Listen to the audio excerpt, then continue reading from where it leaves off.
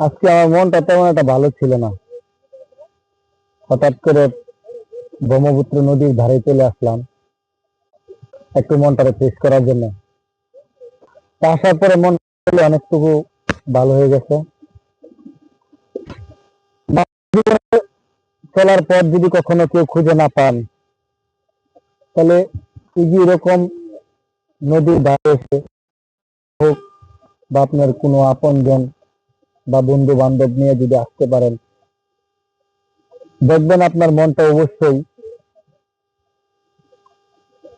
Fresh হয়ে যাবে। আসলে কি সুন্দর প্রকৃতি, সুন্দর বাতাস, আল্লাহ তাআলা অসংখ্য নিয়ামত এখানে দিয়েছেন।